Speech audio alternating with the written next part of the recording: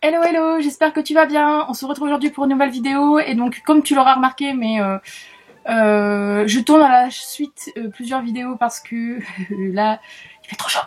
Il fait trop chaud et je me dis au moins ça sera fait, elles seront là, sachant que je vais te parler aujourd'hui, je vais te faire un petit update lecture parce que j'ai quand même lu quelques livres.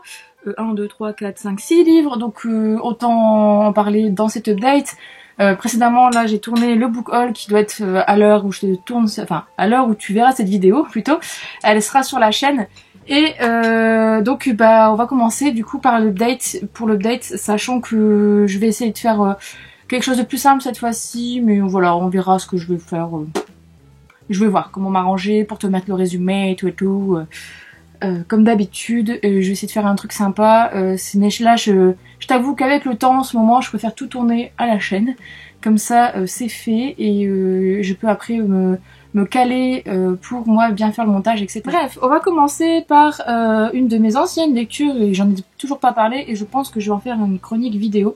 Mais j'ai lu Un palais de cendres et de ruines de Sarah J. Maas, publié chez les Martinières Fiction. Voilà, c'est fait, c'est lu. Donc du coup je vais pas trop m'étaler dessus parce que je pense qu'à la suite de cette vidéo je tournerai une vidéo chronique assez rapide hein, mais quand même une chronique sur ce troisième tome. Mais en fait j'ai lu ce troisième tome parce que j'en avais trop besoin. Voilà. J'étais dans une période où en fait ce que je fais c'est que j'alterne mes services presse entre du young adulte et du new adulte. Comme ça me lasse pas, etc. Sauf que ça faisait un moment que j'avais pas sorti le livre de ma pile à lire. Et le truc c'est que j'avais besoin en fait, ça faisait un petit moment aussi que j'avais certaines lectures en service presse qui ne me boostaient pas du tout et où ça n'allait pas du tout et du coup voilà. D'ailleurs je viens de me rendre compte que j'en ai oublié un en bas. Je le mettrai à la fin et je mettrai une petite vignette, sinon je le mettrai après celui-ci. Et donc du coup il fallait que je sorte un livre de ma palle et que je lise une valeur sûre pour me faire du bien. En fait c'était fin juin là, avant que les vacances arrivent et tout. Enfin avec les vacances arrivent, avant que mes vacances arrivent un mois après hein, mais voilà. Donc j'avais besoin en fait de quelque chose, d'une lecture doudou, d'un roman où je savais que j'allais plonger dans l'univers et où j'allais kiffer, kiffer. Et ça a été le cas. Voilà. J'ai lu ce troisième tome et je t'avoue que j'avais eu des avis beaucoup mitigés sur ce troisième et dernier tome, sur le fait que c'était lent, etc. Alors ça, je veux pas enlever ce côté-là parce que c'est vrai qu'une bonne partie une bonne moitié quand même du roman est relativement longue, un peu côté enquête, machin, on essaie de découvrir le pourquoi du comment, machin, pour de temps en temps avoir certains passages qui, je t'avoue, apportent un peu de piment, mais voilà. Enfin, un passage entre, je peux pas te dire parce que sinon je vais spoil, mais entre machin et machin, c'était un peu bizarre. Et en fait, moi, il y a des choses que j'attendais tout le long du roman et ils sont pas arrivés. Voilà, ni à la fin du tome-là. Enfin, c'est arrivé, mais à moitié, je me dis, ok. Donc, vu que... Alors, il y a certaines personnes qui m'ont dit non, il n'y a pas de suite, il n'y aura pas 6 tomes dans cette saga, etc. Moi, de ce que j'ai vu sur Goodreads, il va y avoir 6 tomes en tout à cette saga, dont le tome 4 et demi, c'est 3,5 du coup, qui va sortir normalement fin d'année chez la Martinière. C'est un mini-tome en fait, un tout fin, où là en fait c'est... pas un recueil mais c'est des mini-nouvelles ou un truc du genre, j'ai pas trop compris, c'est un spin-off mais c'est comme avec 2 personnages principaux mais pas avec les autres justement où moi j'aurais aimé avoir plus de réponses et les découvrir un peu plus, donc voilà. Et moi de ce que j'ai vu sur Goodreads et de ce que j'ai vu après sur d'autres personnes me l'ont dit aussi, m'ont confirmé, c'est qu'il allait y avoir 6 tomes. Après voilà, à voir hein, parce que c'est un peu le bordel en fait avec cette saga, on sait pas si ça va être traduit en français ou pas, enfin bref. En tout cas, le côté, moi j'ai trop kiffé retrouver l'univers, ça a été vraiment une lecture doudou qui m'a fait énormément de bien, j'ai mis une semaine et demie, même plus à le lire, pardon, mais ça m'a fait vraiment du bien. Et ce dernier tome, en fait, il a été à la hauteur de mes attentes. Ça n'a pas été un fulgurant coup de cœur comme le tome 1 et 2, mais ça a été quand même un bon petit coup de cœur parce que moi j'adore l'univers, j'adore... ce qui en dégage, en fait, ce qui est dégagé par le personnage de Freya, par les autres personnages aussi, et là, avec l'histoire des cours, etc. J'adore cet univers, donc je peux que adhérer et te dire de foncer si tu l'as toujours pas lu. Et si tu as aimé le tome 1 et 2, bah il faut lire ce dernier tome quand même pour savoir ce qui se passe vraiment, etc. Voilà. N'hésite pas à me dire hein, si tu as un avis ou quoi sur ce bouquin, sur ce tome, hein, comme d'habitude, en commentaire. Ce sera toujours intéressant d'échanger. Ensuite, le deuxième, je vais le mettre ici en petit encart parce que, bah, en fait, je t'avoue, il est en bas, là, dans ma bibliothèque, où je mets tous mes livres, mes lectures en cours ou mes lectures que je dois soit chroniquer, soit remonter, soit mettre en book haul ou quoi. Et le truc, c'est que j'ai oublié de le monter et je t'avoue que là, j'ai un peu chaud, donc c'est mort, je ne redescends pas. Je suis désolée, hein. Ouais, on va dire que je fais pas d'efforts pour ma chaîne, mais non, là je peux pas. Bref, donc il sera mis là. Donc c'est Acide Summer de Christophe Lambert, publié chez Milan. Je l'ai reçu au mois de juin celui-ci, et en fait j'ai commencé à le lire, j'ai lu une centaine de pages, et j'arrivais pas. J'arrivais clairement pas, ça n'avançait pas, je trouvais ça très lent.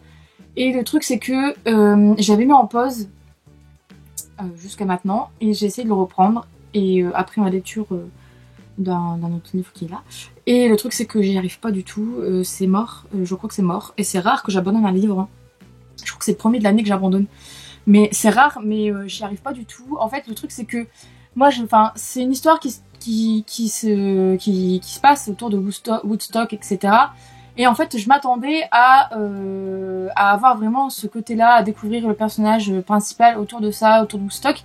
Et le truc c'est que là où je suis arrivée, il y a le personnage principal rencontre un autre personnage, un vétéran vietnamien, il me semble, enfin de la guerre du Vietnam, pardon. Et le truc c'est qu'il raconte sa vie et blablabla pendant qu'ils sont à Woodstock. Et moi c'était pas ce que m'avait vendu la 4e de couve. Et du coup j'y arrive pas. Et le truc c'est que on n'a pas en détail, enfin moi il me manque des détails, il me manque un joli paquet autour de tout ça pour vraiment me plonger dedans, me plonger dans cette époque-là, dans cette mentalité-là. Et le truc c'est que je la retrouve pas et j'y arrive pas. Voilà, ça n'avance pas, j'ai l'impression de ramer. Les passages du vétéran, franchement, je m'en carre le coquillard, mais bah j'arrive pas à les passer parce que il faut quand même les lire. Et le truc c'est que il y a des livres où je mets en pause et après je reprends et ça va quoi. Mais là ça ne va pas, ça ne va pas du tout. Donc du coup bah je l'ai abandonné, c'est même pas la peine, je vais pas continuer parce que de toute façon mon avis va être négatif. Donc déjà que là, en lisant une centaine de pages, c'est déjà négatif. Sur ce côté-là, je me dis, voilà, je m'avance pas trop non plus, parce qu'après, peut-être qu'à la fin, il peut être bien, mais c'est un peu bizarre pour moi, là. Ça ne veut pas. Je sais pas pourquoi, ça ne veut pas. Ça, je sais pas, ça... Voilà. Attention, c'est pas de question de se justifier, mais c'est vrai que j'ai envie de savoir pourquoi, et là, je pense que le pourquoi, c'est que... c'est pas ce à quoi je m'attendais du tout, et du coup j'ai l'impression de ne pas avancer dans le bouquin. Donc alors qu'il fait même pas 320 pages ou un truc du genre. Donc c'est même pas une question de mauvaise volonté, de mauvaise foi, parce que voilà, sinon ça c'est super vite. Mais enfin ça devrait se lire super vite, mais le truc c'est que moi je le tire comme un boulet, donc ça sert à rien. Je vais pas m'embêter, mais me couper et me frustrer à cause de ça, parce que sinon ça va me rendre malheureuse. Voilà. Donc du coup, si tu l'as lu, n'hésite pas à me dire ce que toi t'en as pensé, si tu l'as aimé, etc. Ou si tu me conseilles de continuer, hein, parce que ça peut être aussi... peut-être qu'à un moment ou à un autre, j'aurai un déclic et je me dirai, tiens, si, bah il faut continuer, parce que faut que tu saches quand même... En fait, le truc, c'est que j'aime pas abandonner, parce que j'ai envie de fournir un avis concret sur le bouquin, même si j'ai pas aimé. Et le truc, c'est que là, j'arrive pas à le fournir complètement, c'est normal, parce que je l'ai pas fini. Donc le truc, c'est que j'aime pas ça, j'aime pas abandonner, mais là... clairement, j'ai pas envie de batailler. Voilà, parce que j'ai trop chaud, j'ai plus envie de batailler, et j'ai envie de lire pour l'instant des lectures qui me donnent envie de lire en fait. Et alors que là, je sais que si encore, en plus j'ai feuilleté et j'ai vu qu'il y avait encore des passages sur la mémoire du vétéran ou de quelqu'un d'autre, j'en sais rien. Et le truc c'est que si on voit pas Woodstock, mais si on voit des anecdotes autour de Woodstock pendant Woodstock, enfin c'est un peu bizarre. Enfin, ça me frustre en fait, ça me plombe un peu les choses. Bref, du coup, n'hésite pas à me dire quand même ton avis sur ce bouquin si tu l'as lu et si t'intéresse. Et puis comme ça, bah, on pourra échanger. Le suivant, j'en ai parlé dans un duo chronique, donc je te le mettrai ici en petit i si j'arrive à y penser, ou en barre d'infos. c'est le tome 1 de Briard Université, The Chase du coup de Ellie Kennedy, publié chez Hugo Roman. Donc je vais pas t'en parler trop longtemps parce que j'en ai parlé déjà dans l'update lecture, le duo chronique, mais j'ai été très contente de retrouver l'univers de Briard avec les hockeyeurs, le lycée, enfin la fac, etc. C'était cool. Sauf que j'ai eu du mal avec le personnage de Summer qui est un peu trop superficiel pour moi au départ et qui, pour finir, en fait, le personnage de Summer, comme je le disais, prend beaucoup de place dans le récit au détriment du personnage de Colin, en fait. Et moi, le truc, c'est que je trouve ça original d'avoir un nouveau personnage comme ça qui change un peu des habitudes parce que Colin, voilà, il est un peu geek sur les bords, etc. Et moi, j'aime bien quand ça traite de ce sujet-là. Et pour finir, ben, on a été un peu carotté sur le truc parce que pour finir, ça tourne beaucoup autour de Summer et de son acceptation, de Summer qui en fait n'est pas si con que ça, de Summer c'est pas une fille à papa maman, enfin voilà, Summer en fait tout le monde la juge sur ce qu'elle est, mais en fait elle est comme ça dans le fond. Oui, ok, j'ai compris, mais le truc c'est que bah, j'aurais bien voulu en fait avoir plus de Colin quand même. Et en fait, comme je disais dans ma vidéo update chronique, putain je vais y arriver, non j'y arriverai pas sérieusement. C'est la chaleur qui me monte au... Donc comme je disais, comme dans ma vidéo chronique, il y a deux choses qui se passent dans ce tome et on n'a pas la réponse à la fin. Donc du coup, bah, ça tombe bien vu que je suis en train de lire le tome 2, j'aurais bien savoir ce qui va se passer. J'espère que j'aurai la réponse parce que pour finir, j'ai l'impression que ça va partir en coup de boudin et j'aurai pas la réponse. Donc ça va un peu me saouler, mais j'espère bien quand même avoir ces deux réponses parce que franchement c'est un peu con. Parce que l'auteur en fait elle nous laisse en plan sur deux choses qui sont déterminantes pour l'avenir des deux personnages principaux. Et voilà. Après, comme je le disais aussi dans la vidéo chronique, c'est que là, pour comparer avec Off Campus, même tous les tomes de Off Campus, on traite d'un sujet quand même, des sujets à chaque fois qui sont très lourds pour les personnages principaux. Notamment quand je pense à comment il s'appelle ? Graham. C'est grave. Je me souviens plus. Enfin bref, si, ça doit être lui. Quand je pense à lui, enfin à son passé, etc. Enfin à ce qui se passe dans sa famille, machin. Voilà, c'est pas des choses très faciles à vivre. Alors que Colin, c'est des petits trucs. Enfin, je vais pas spoil, c'est un divorce, voilà. Comment dire. Et pour finir, du coup, c'est Summer qui reprend toute la place avec elle, son histoire de fille qui est soi-disant facile, etc. Enfin bref. Donc ça, je te laisserai découvrir. Donc du coup, l'univers, l'ambiance Off Campus est là, mais pas l'intensité, pour moi, pour l'instant. Donc on verra le tome 2.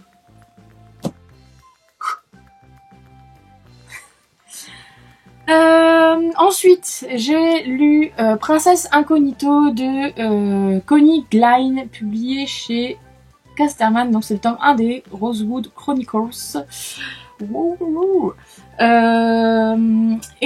Déjà on admire la beauté de la couverture, j'adore, je trouve ça trop beau, enfin bref. Et donc du coup celui-ci, c'est l'histoire d'une jeune fille en fait, qui est dans un monde où il y a un royaume, enfin en gros une reine, une princesse et un roi, tout foutoir.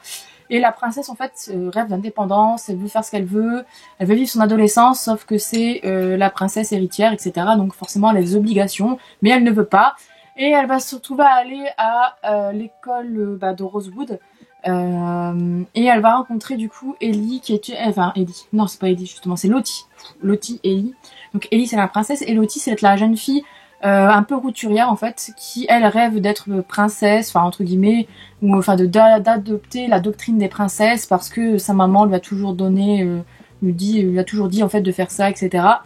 Et sa mère est décédée, donc du coup c'est son goal on va dire dans la vie. Et donc elle va arriver aussi à Rosewood, sauf qu'en fait arrivée à Rosewood, tout le monde va la prendre pour la princesse héritière et donc du coup il va y avoir un petit mystère autour de ça. Elle va devoir, elle va être dans la chambre d'Ellie, à l'internat, et du coup elles vont monter entre guillemets, enfin Lottie va devenir un peu la princesse par intérim en fait publique pour que Ellie puisse vivre son toujours rester dans l'anonymat en fait, etc. Donc c'était sympa, sauf que en fait moi j'ai eu l'impression que je suis passée un peu à côté à cause du fait que j'avais vu des avis, je sais même pas si c'est sur ça ou sur le communiqué de presse, c'était noté à la frontière entre Harry Potter et la sélection, etc. Enfin j'avais lu ça soit sur Goodreads ou ici, enfin ou sur le communiqué de presse. Et en fait, moi Harry Potter, tu me dis Harry Potter, tu me dis magie en fait. Ça, moi Harry Potter, ça connote magie.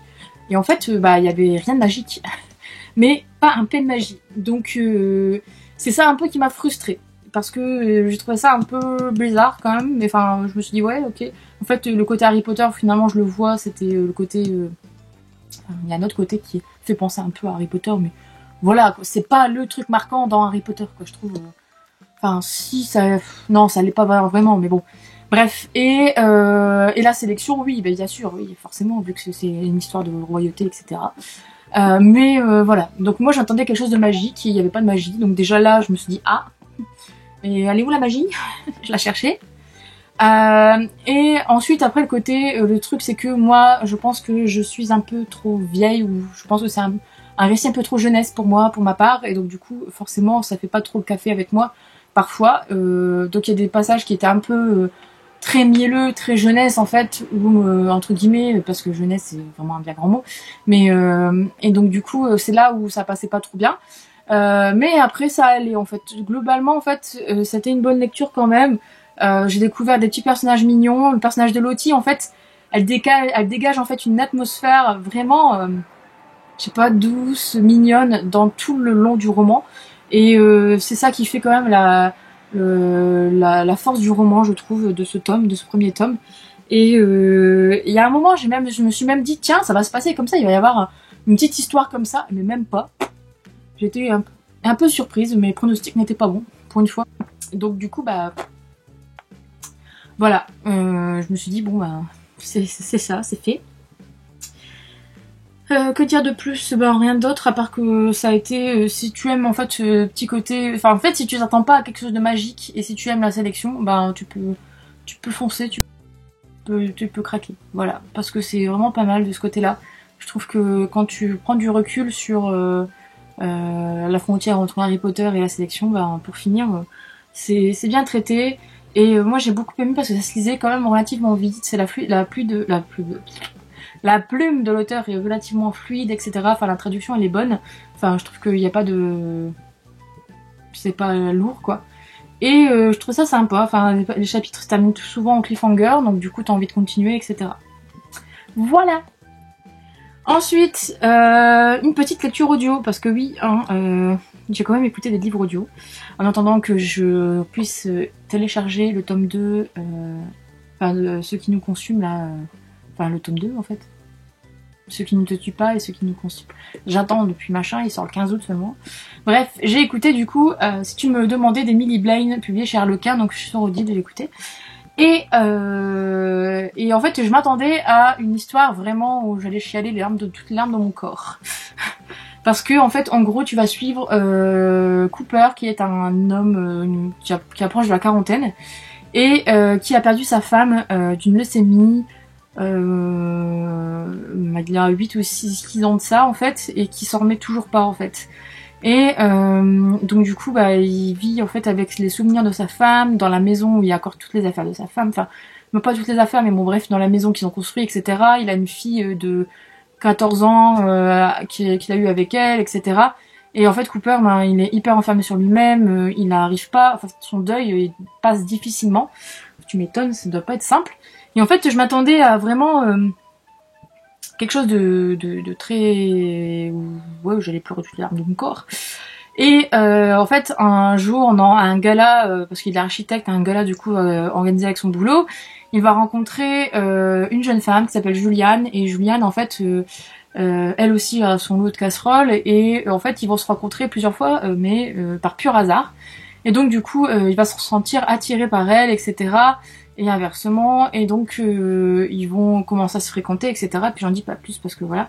Et au fil du temps, en fait, ils vont se reconstruire entre guillemets, et partager entre guillemets leurs souffrances et pouvoir discuter, etc. Machin. Donc comme je disais, moi je m'attendais à pleurer toutes les larmes de mon corps et en fait ça n'a pas été le cas. Alors soit c'est la lecture audio parce que c'est un narrateur masculin qui mettait pas forcément le ton bon ton, bah quoi que si ça allait. Mais voilà, ça n'a pas été l'éclate, enfin je me suis pas sentie plus que ça en fait. Hein. Et mais en fait non, le truc c'est que j'ai trouvé que on ressent bien en fait le côté, la douleur parfois de Cooper, mais j'ai l'impression que c'est gratté à la surface, mais on va pas jusque dans le fond des choses. Et j'ai l'impression que les solutions sont trouvées trop rapidement, voire ouais, trop rapidement. Et donc du coup, bah ça perd un peu en crédibilité, je trouve. Après, j'ai jamais été dans ce cas-là pour l'instant, et heureusement, il est encore là, mon monsieur. Mais c'est assez compliqué, je pense. Enfin voilà, je peux même pas dire ça parce que je sais pas. Mais voilà, donc du coup, mais j'ai eu l'impression en fait qu'on n'avait pas en fait que il y avait peu de temps qui se passait entre la rencontre, entre la deuxième rencontre, entre le premier bisou, enfin voilà, toutes les choses comme ça. Alors que moi, comment je le vis, enfin je me dis si je le vis un jour ou pas, je pense que j'aurais vraiment du mal à sortir de ça. Donc après, peut-être que du coup pour moi ça m'a un peu décrédibilisé la chose. Mais peut-être que en fait au bout de 6 ans et machin, Cooper voilà il en a marre et peut-être que ça arrive aussi. Hein, il y a enfin je sais pas du tout, donc voilà, je préfère pas me lancer là-dessus sur ce débat. Mais voilà. Donc ça a été une belle histoire quand même. Il n'y a pas de souci pour ça. C'est une jolie histoire de deux personnes qui sont perdues, qui sont fracassées et qui essayent quand même de se tirer vers le haut l'un l'autre. Et j'ai trouvé ça très beau. Mais c'est vrai que je m'attendais à plus d'émotions. Voilà. Personnellement, je m'attendais à plus d'émotions. Donc n'hésite pas à me dire si tu l'as lu et ce que tu en as pensé toi aussi, parce que il y avait d'excellents avis, il me semble, celui-ci sur Livre Addict. Et le petit dernier que j'ai lu, et d'ailleurs celui-là bah, je le chroniquerai bientôt en duo chronique avec Briard, le tome 2, c'est pardon, la saison 2 du Marchand de Sable de Gaïa Alexia, publié chez Hugo Roman.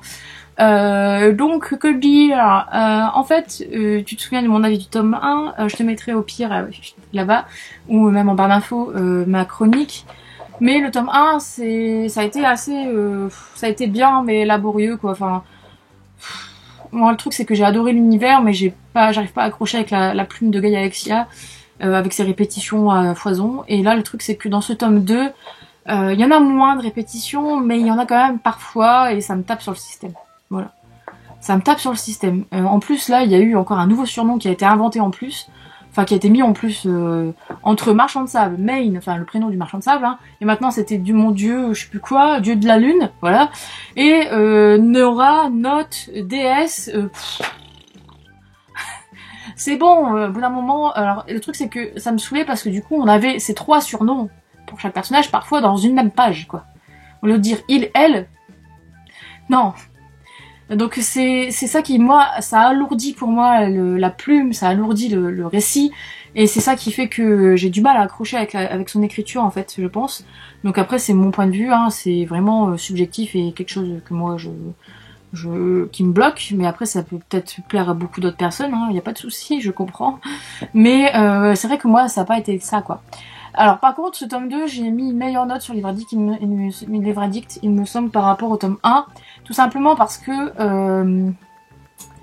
j'ai trouvé que le personnage de Nola, Note, déesse de la nuit, était un peu plus moins molle que dans le premier tome, parce que dans le premier tome, putain, fallait la sortir des cordes. Mais là dans ce tome là j'ai trouvé un peu moins molle, donc ça va. Ensuite, j'ai trouvé que la fin était sympa, il y avait des bons rebondissements, même si on voit le truc arriver à 15 km à partir d'un moment, mais ça va. Je me suis dit, ah ouais, ça va, c'est sympa, ça passe bien. Et puis, en fait, moi, l'univers avec les dieux, je trouve que, par contre, là, Gaïa Alexia l'a bien exploité, et je trouve ça sympa, parce que c'est rare de voir ça, et ça, il faut le saluer. Quand c'est bien, il faut le dire. Voilà. Donc, je t'en parlerai plus en détail dans mon update lecture, enfin, dans ma chronique duo que je ferai, je pense, avec Briard tome 2. Mais si tu as aimé le tome 1, oui, tu peux que foncer pour lire celui-ci. Y a pas de souci. Y a pas de souci. Voilà. Du coup, n'hésite pas à me dire si tu as lu un de ces livres. Et puis, je te dis à bientôt pour une prochaine vidéo. Et j'espère que celle-ci t'a plu quand même. Et puis, voilà.